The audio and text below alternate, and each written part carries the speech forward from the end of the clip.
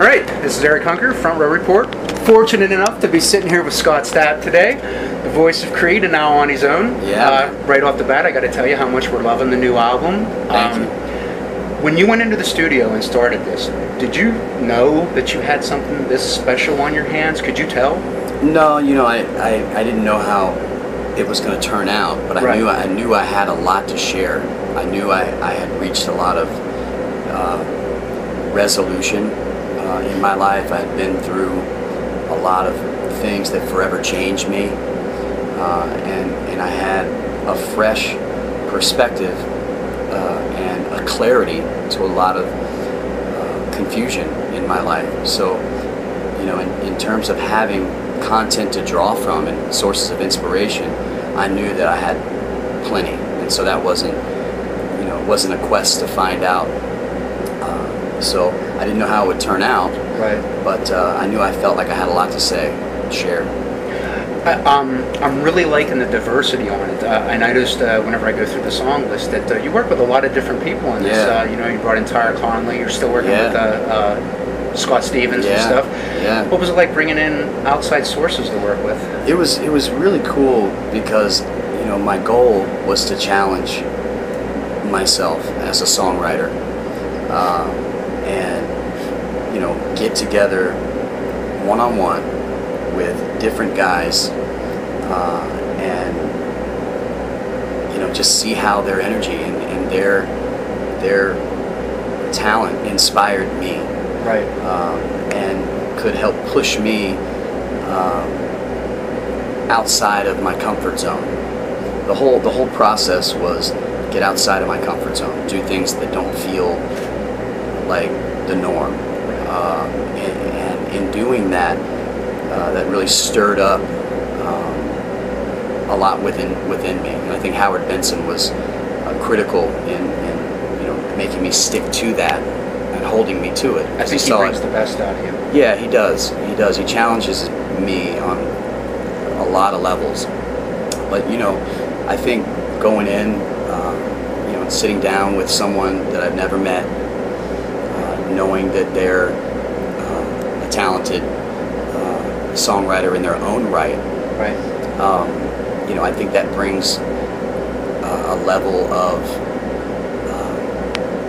wanting to rise to the occasion, wanting to share your ways, but also you respect them in that you listen when they have an idea or a thought, or and these guys are awesome. I mean, they really just wanted to help me express and get out everything that I wanted to do, and so it was really cool because there was no egos involved, and they just let me be an artist and help me put the music and help me focus to really push out the emotion and spirit that was inside. And so I came out of the process forever better and changed for the good out of the process of doing it that way. But it was difficult at the time. Oh, I'm sure. It seems, I don't know if this was intentional, but it seems like the album almost plays like a soundtrack to Sinner's Creed. Yeah. I mean, lyrically, the themes touch all through it. Was that intentional? Yeah. Well, as I was doing it, no. Okay. But I think it makes sense because writing Sinner's Creed was such a cathartic process for me and a way for me to organize my thoughts and organize my life and my emotions and my psyche and my spirit, my faith from the day I was born to the present, where I'm sure that in doing that and getting it organized, then when I came to writing the record, there was some clarity in my story, in my own mind, and it had a sequence, from birth to the present, and so I think that just kind of,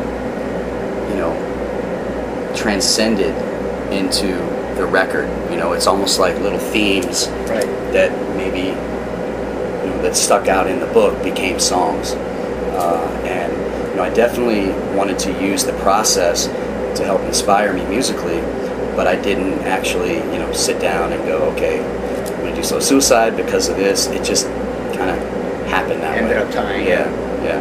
Nice. I noticed that from The Great Divide to here, your lyrics have definitely taken on a more positive connotation. Yeah. Obviously, I can hear your spirituality in it. I know that whenever you were doing the Creed thing, you guys kind of shunned away from the Christian label. Are you embracing it now? Yeah, well, I'm a Christian. Yeah, I know that you, and I know that you've got on your tour. You're doing a lot of the Christian festivals, Creation and everything. Yeah. Will this be the first time you've done those? Yeah, you know, it's the first time in a lot of areas, but specifically that I'm involved in playing and bringing my music to those state-specific festivals if they'll have me. Right. With Creed, I was a Christian, but that band was not intended, and how we formed it to adhere to the traditional, I think, expectations and preconceived ideas that the public at large would expect from a Christian band. Right. And I think that's why we were so hesitant to embrace it, is because we knew we weren't living the lifestyle. That wasn't our intention. As a writer and being a Christian, I had a lot of questions and a lot of confusion, and part of what I talked about in my music was the spiritual side of my humanness, and dealing with the dogma of how I was raised, and then with trying to figure out my own understanding. And I think that the only way that the public could really quantify that was to say, oh, they must be a Christian band like the other Christian bands that we know. But really, we were just a rock and roll band, and I happened to have a Christian upbringing and being a person who was in a crisis of faith, who had sometimes used his music to express those feelings.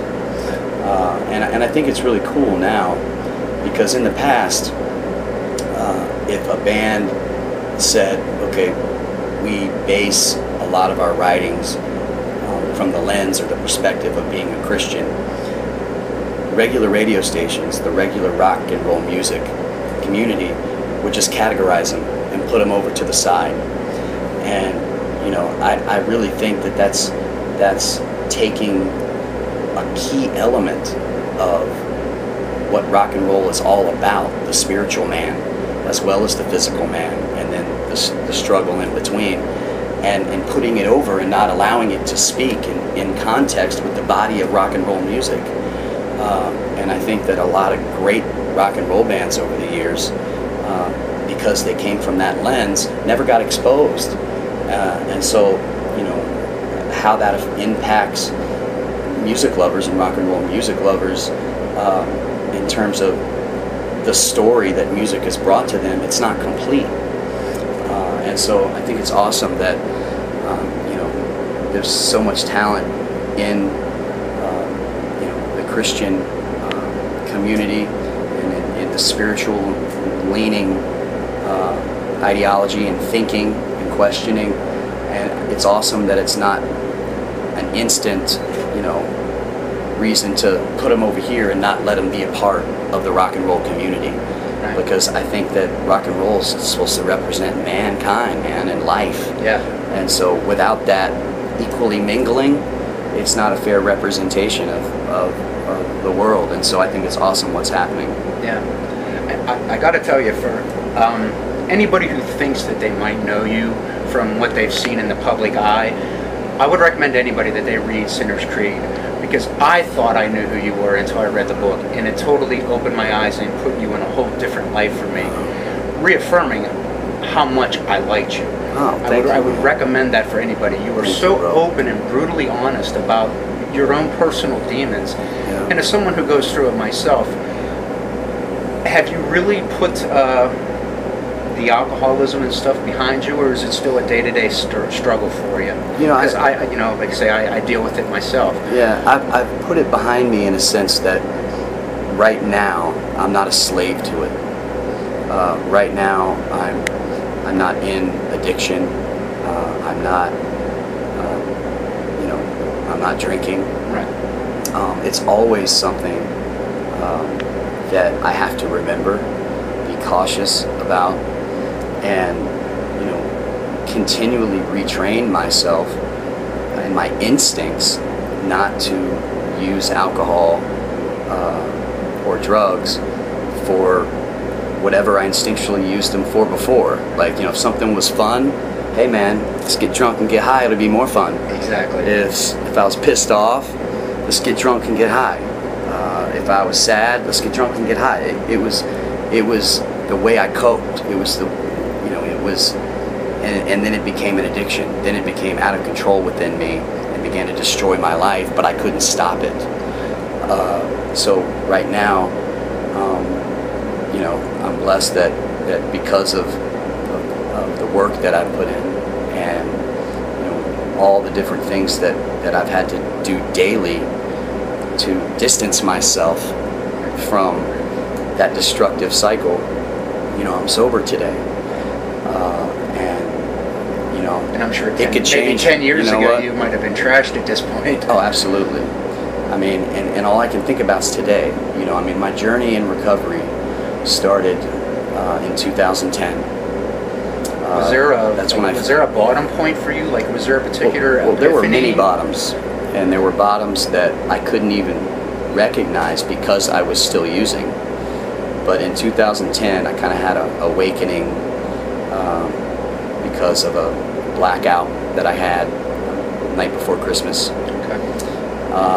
And went to rehab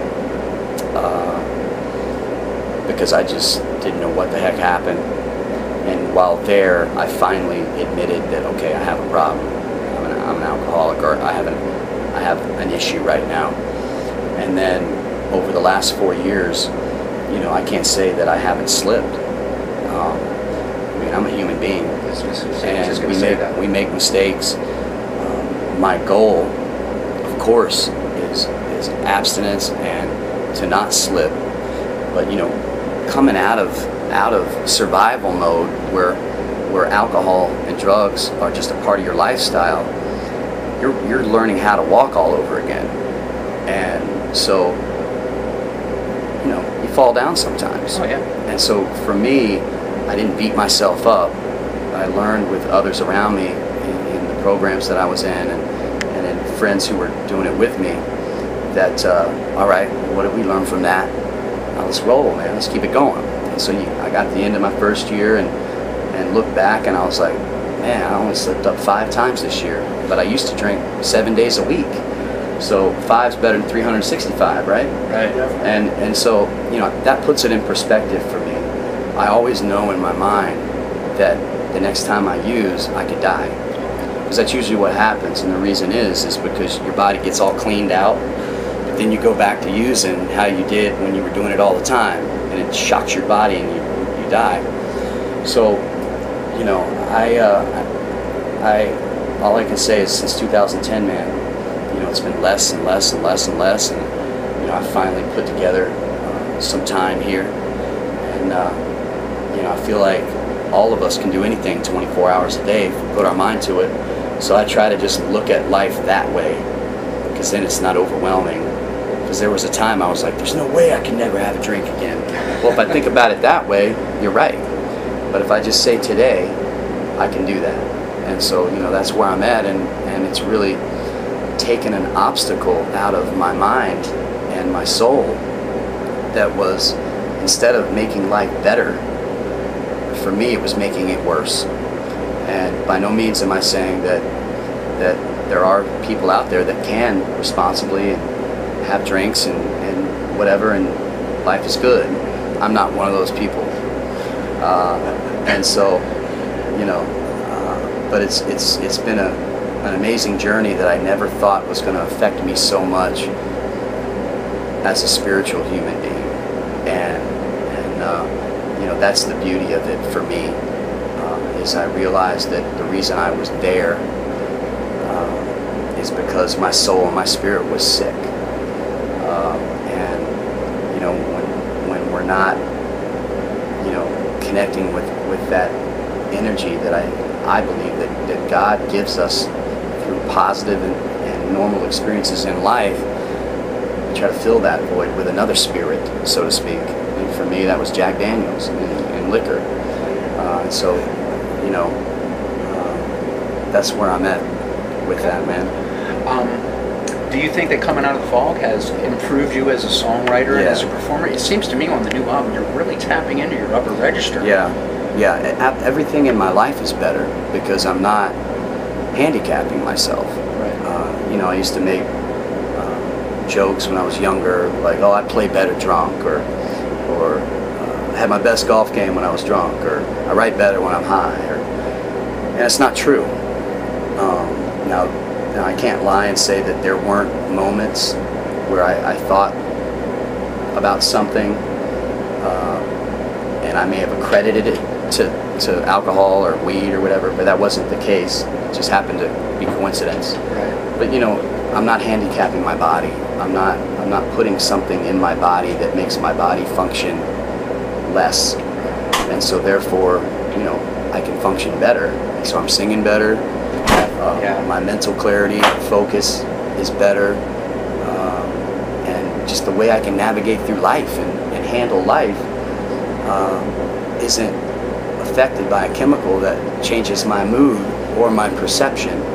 Yeah, it seems to have given you a much better writing. Like I said, your voice has sounded better than it ever has. Yeah. I noticed on the new album that your son Jagger gets a writing credit on Breakout. You want to elaborate on that a little bit? Yeah, man. I guess he's following in Dad's footsteps? He plays the drums, and he's awesome. He's quite, he writes well.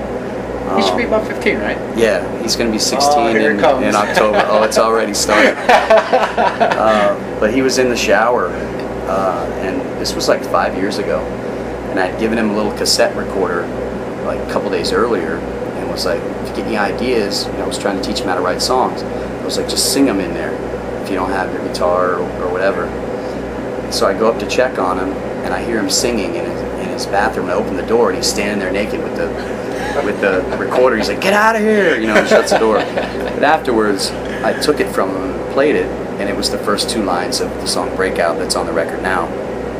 And I challenged him to finish the song and do it with, you know, my nephew, who's his lead guitar player in their little band. And he just moved on from it and was into different stuff, you know, it's like a throwaway.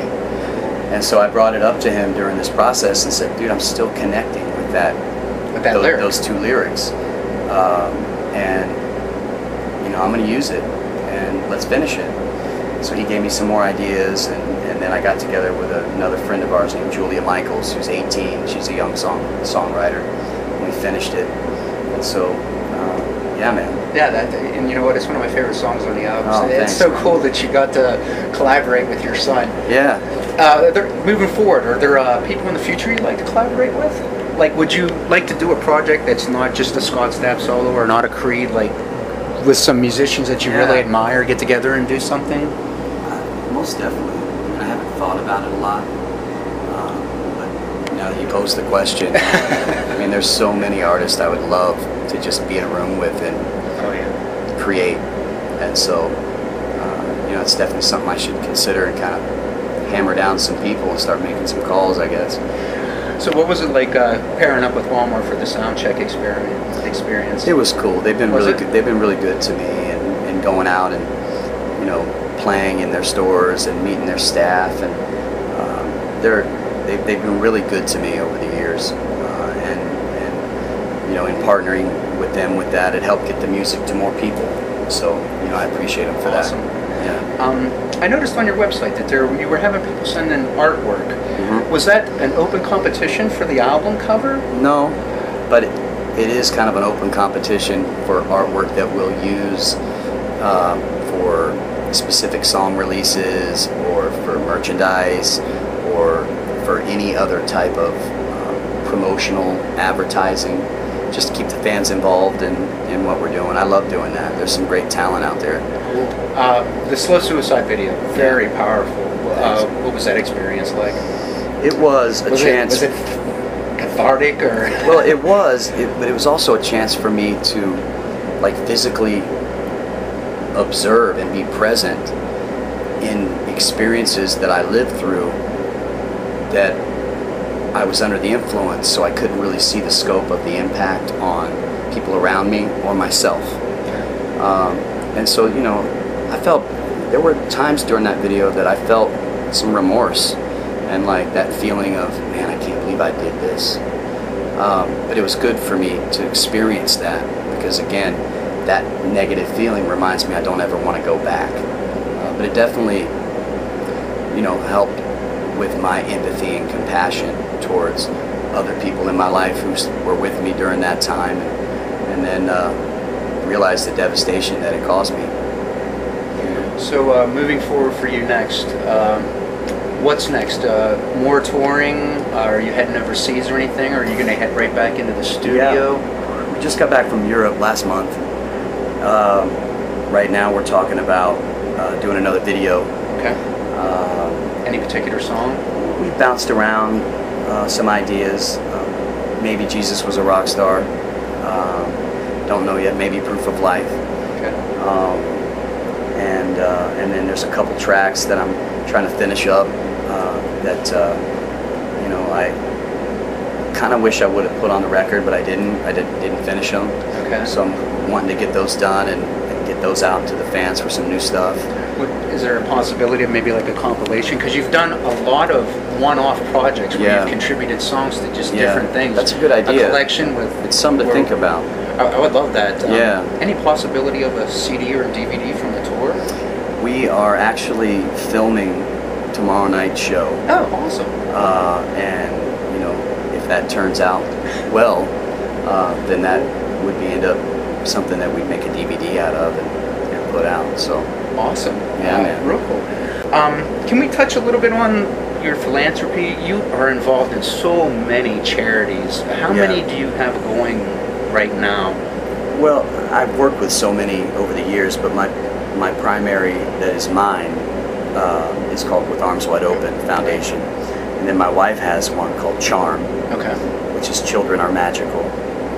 And, you know, both of them are just, you know, organizations that we created to kind of help us fulfill an aspect of our lives that we feel compelled to do. You know, especially when it comes to the poor and people who are hungry and children. It's branched off over the years, and we partnered with so many organizations. You know, Haiti Relief, Japanese tsunami relief, I understand Red Cross. 10% of the proceeds are going to a charity is also, is that correct? There's always, well, I mean, more than that, but I don't take any money from anybody else. Right. It's just my family, you know, my wife and I, our own income. And, you know, it's just a way for us to feel like we're making a difference and raising awareness to certain things, and I think it's just part of human nature. I think all of us as human beings, if we have a lot of extra, I think once we get out of our own survival mode and we have extra and we're finally able to breathe, I think it's just our nature to, if we see someone else who's going through the same stuff we remember or having a difficult time, that if you can help, you want to. And, you know, so that's really what it is. And, you know, I think that, you know, it's also been something that I can help raise awareness to other people out there that you know, they can make a difference in their own backyard. You know, we've worked with Feeding America and the Second Harvest Food Bank over the years, and that's, you know, providing meals to people in every city we play in, and just leaving something in their communities. And that's really where it starts, and I think it's just a part of, like I said, just what any one of us would do if you got a little extra. Right. You know? Can we expect any surprises in the set tonight? Anything from Great Divide? Maybe a Doors cover thrown in there? Something crazy? There is some stuff from Great Divide, and you just have to wait and see, man. Cool. That's what I like to hear. I'm ready to see James Keller. Cool. And I know that we're running low on time here, and you got things to do, so we'll wrap it up here. Brother. one more quick question. For anybody else who's going through what you've gone through, any parting words for them?